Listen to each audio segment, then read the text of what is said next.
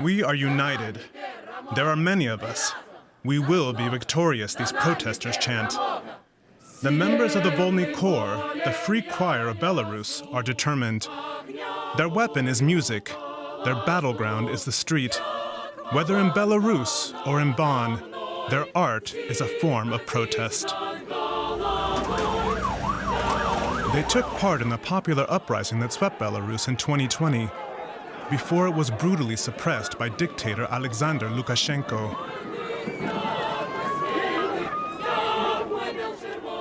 Conductor Vitaly Aleksyonok also took part in the uprising in the Belarusian capital, Minsk. He uses art to fight repression. His message is one of defiance.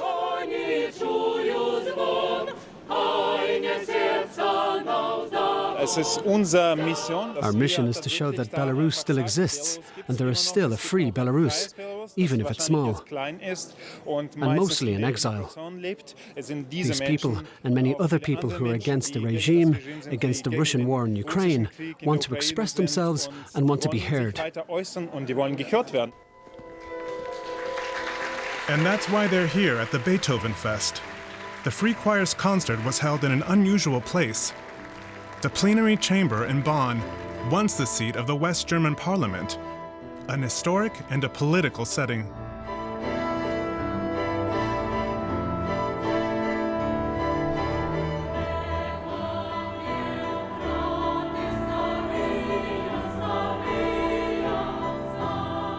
This year, the Beethovenfest turned the spotlight on Eastern Europe, on repression in Belarus, as well as the war in Ukraine, a nation whose struggle for survival is being closely followed by the whole world. An event that's not only a celebration of music, but a clear statement of support for these countries' opposition movements. The question is, how can art survive in times of war and repression? What role can music play in Belarus or Ukraine? Music can't stop war.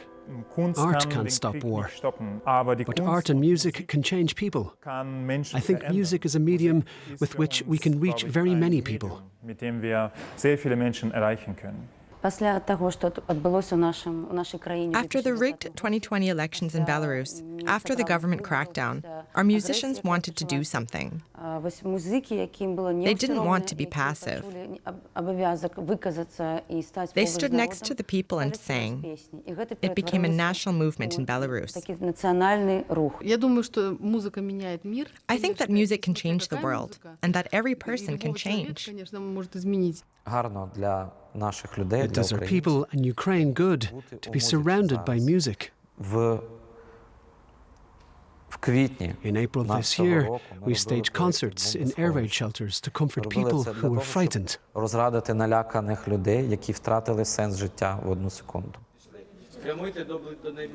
Oleksiy Shamritsky and his Kiev-based Sofia Chamber Choir arrived in Germany from war-torn Ukraine. They too are using music to fight for their country.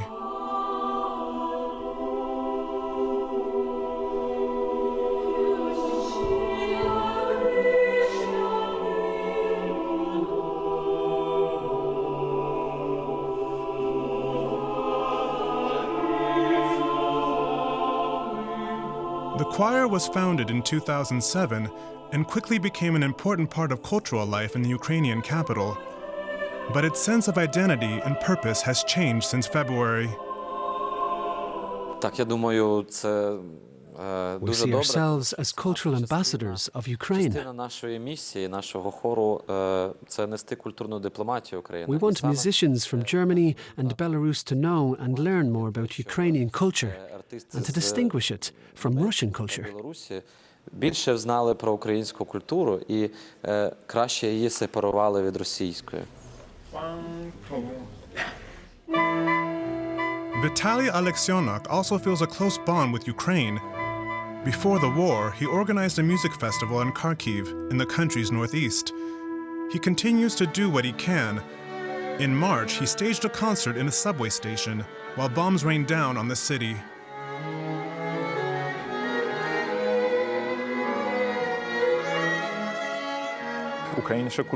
Even now, Ukrainian culture has to be audible and legible and visible. And we must give space to this Ukrainian culture, which is great and extensive. In March 2022, Vitaly Alexyanok met an old friend in Bonn, the composer Olga Podgayskaya. The two had demonstrated together in Belarus during the mass uprising in 2020. Both considered themselves activists. Podgayskaya is one of the most important composers in Belarus. She was asked by the Beethovenfest to compose a piece this year. Each year, the festival commissions a work in cooperation with Deutsche Welle. Now the old friends are here to collaborate on a musical mission. Спасибо тебе. На, забери обратно.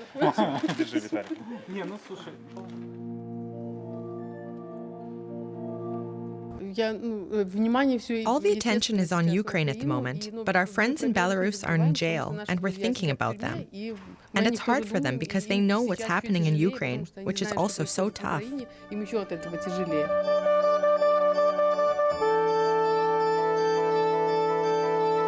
So much has happened.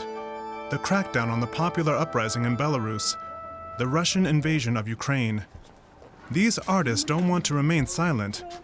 That's also what their project with the Beethovenfest is about.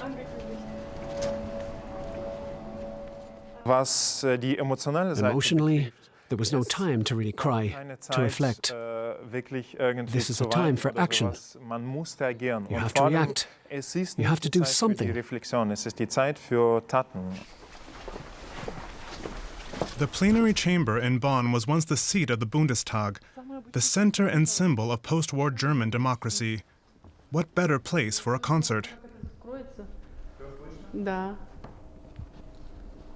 Как будто здесь стоишь. Да, вообще. The team discusses the venue and agree the setting makes an interesting change from a concert hall.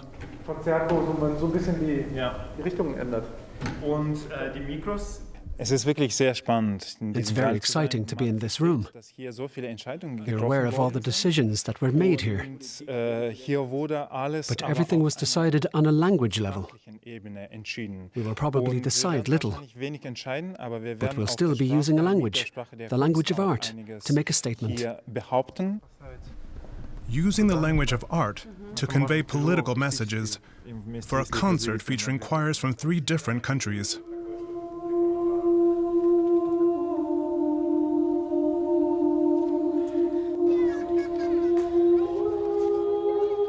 July 2022, Warsaw's Castle Square. Reminders of Ukraine are everywhere. People are collecting donations for the war's victims. The border to Ukraine, a war zone, is only about 100 kilometers east. Vitaly Alexyanok decided this is a suitable part of Eastern Europe to get all the musicians together for a rehearsal.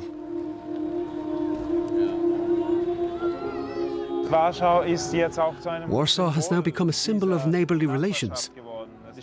Warsaw was also the first city to be completely overcrowded with people fleeing Ukraine. And, of course, you can sense this totally new situation, that all of us here in Warsaw are getting reacquainted and finding new homes.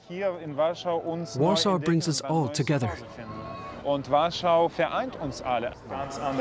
Тому що в українській мові є буква І. Ukrainian has both an E and an E sound. Коло. Not lo. Л. Язик має бути... You move sounds a little bit farther forward towards the teeth.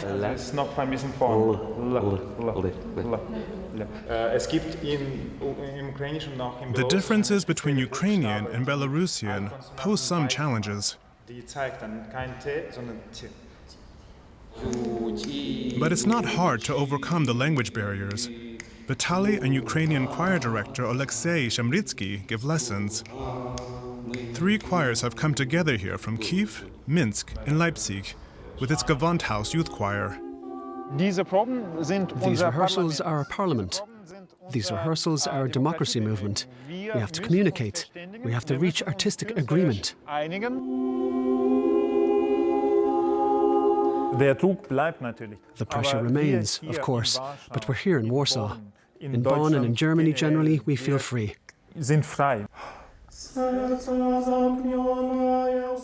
Here, they are free from persecution. Rehearsals as a democratic process. All the musicians are aware that this project is about more than musical collaboration.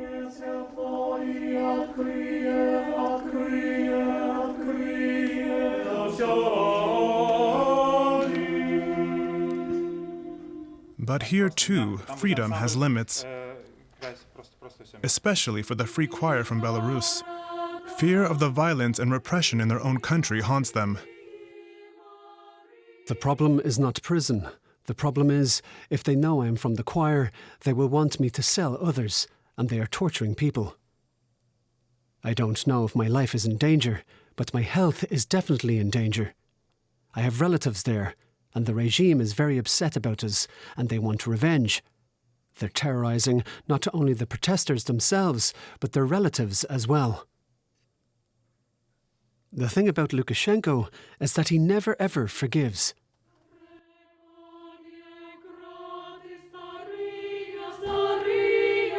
One member who chooses to dispense with a mask is choir director Galina Kazimirovskaya. The regime in Belarus already knows her identity and has detained and interrogated her. She founded the choir with like-minded singers when unrest first swept Belarus in 2020. For months, we took to the streets almost every day. We staged flash mobs and performances. The people in Belarus could hear us every day.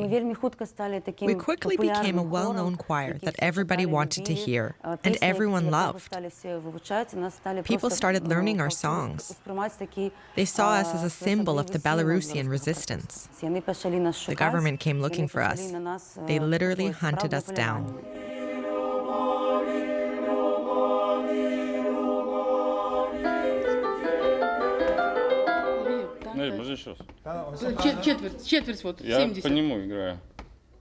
Rehearsals for the piece by Olga Podgayskaya for the Beethovenfest.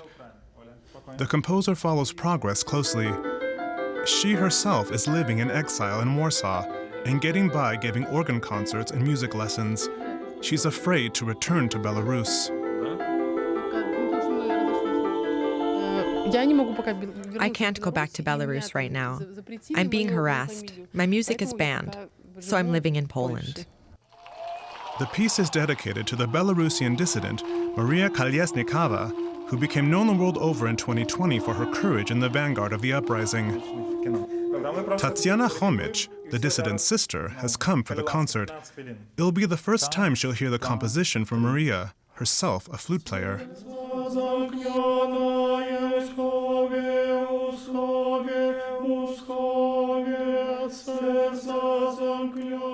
The title is The Sky of Mary. Maria and I have known each other for a long time. We studied together at the conservatory, along with my husband. Tatiana brought some letters her sister sent her from prison in Belarus, how she stays in contact with the outside world. Since January 9th, 2022, she is in a correctional colony in Gomel. It's a city close to Ukraine. She writes a lot of thoughts about her ideas, how people survive, how people live these 2 years in different circumstances. And she mentions a quotation of, she assumes that it's Churchill, Winston Churchill, when you go through the hell, do not stop. Tatiana misses her sister and campaigns for her release around the world.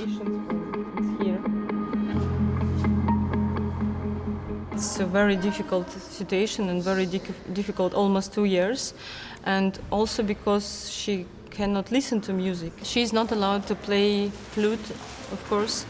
We tried to pass her flute many months ago actually, and we were refused, of course. The struggle against Lukashenko's regime has brought the two women together. Maria Kolesnikova, the prominent opposition leader, and the world-class composer Olga Podgayskaya. They agree that Belarus has reached a moment of decision. Both are trying in their own way to free their country of its dictatorship. I very much wanted Maria to hear my piece. Whenever I think about where Maria is now, I start tearing up. It's not just tears. It's a kind of hopelessness, because you don't know what you can do. The only thing you can do is write a piece and dedicate it to this person. Maria is a symbol of a protest movement. Maria is a symbol of the peaceful revolution. Maria smiles.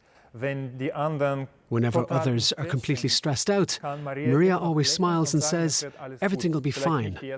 Maybe not now, and maybe not even tomorrow, but eventually it'll be fine, and we have to stay strong. And that's how it is.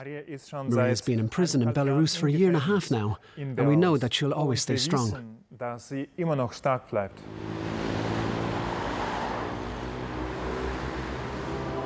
Back to the rehearsals in Warsaw.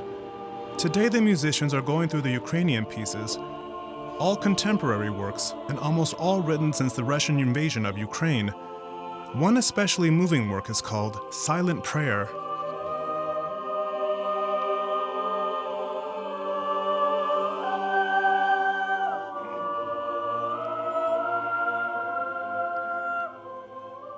It's conducted by Oleksiy Shamritsky.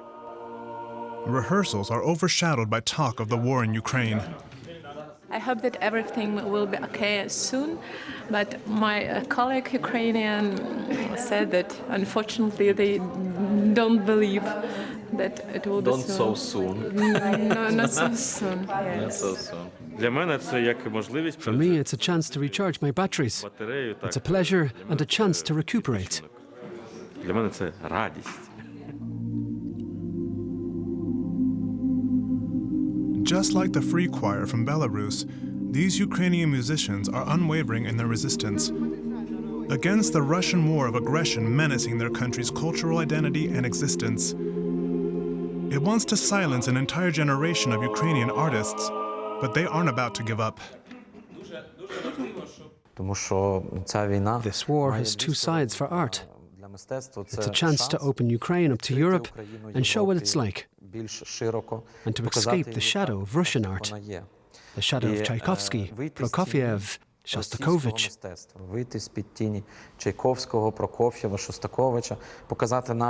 Ukrainian composers are taking center stage. We may have never had this opportunity and received such interest without this war. But of course, the war itself is a nightmare.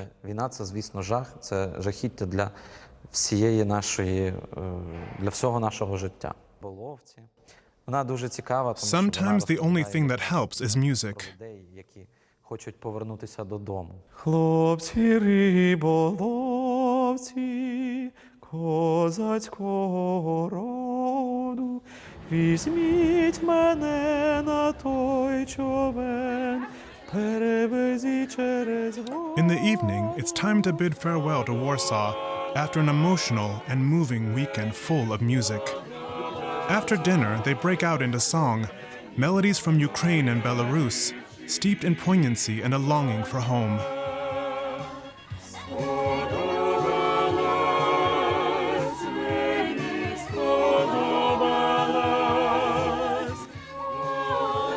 They're constantly worried about friends and family who still live in daily danger, the war in Ukraine and repression in Belarus.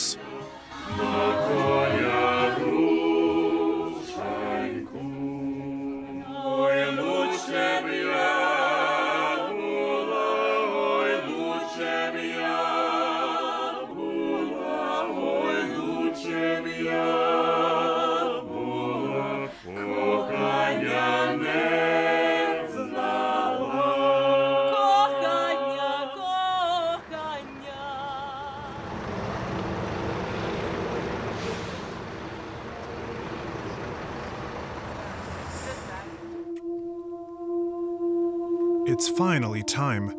The moment everyone has been waiting for has come. All the choirs are coming together in Bonn and making their final preparations for their concert at the Beethovenfest. We've already grown a lot. Now we know each other.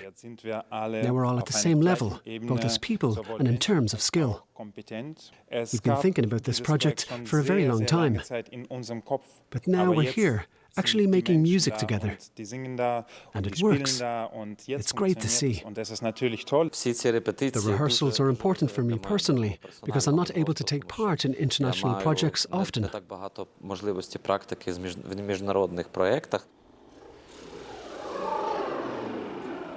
The choirs are warming up one last time and getting a bit nervous.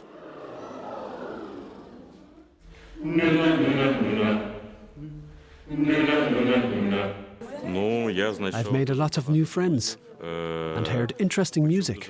I'd never sung Belarusian music before, and I really like it. In Warsaw, it was the first step of this one. Now we start to be closer to each other, so we have more wonderful relations. And then comes a surprise. Olga Podgayskaya has received an unexpected message from dissident Maria Kolesnikova. "I'm doing fine," she writes optimistically. "I'm in good spirits." When I wrote this piece, dedicated to my childhood friend Maria, I first sent it to Beethovenfest, and then I thought maybe it would be nice to send the score to Maria's father. But I didn't have great expectations. But miraculously, he managed to bring the score to her in prison, and she was happy to be able to read the sheet music. She's technically not allowed to do that in prison. And she sent that card to me and all the musicians to thank us.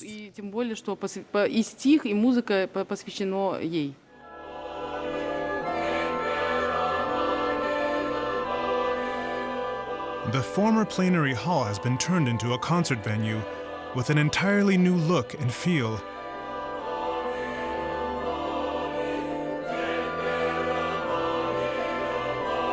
After rehearsing intensely for weeks, Vitaly Aleksyanuk is completely focused.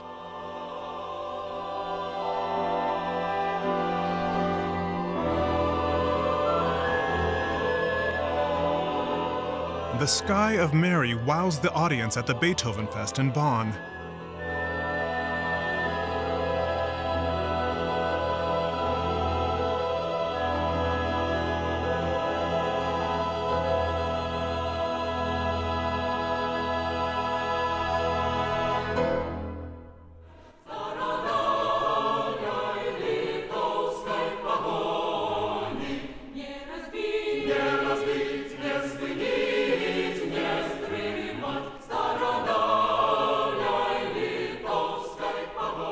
But for the free choir, the concert is only one step on a long road. Their fight for a future in freedom goes on, in Bonn and in Belarus.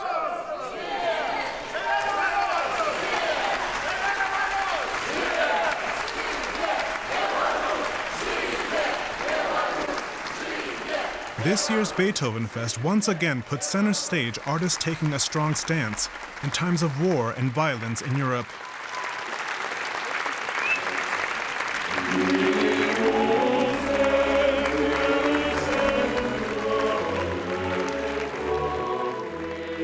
And for the finale, a moving plea for global peace from a former time.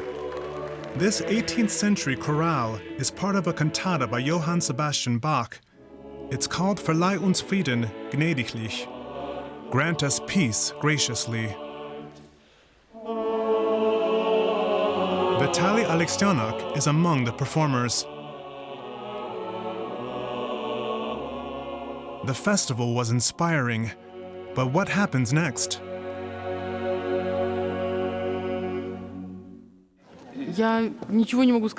I don't know. I can't say.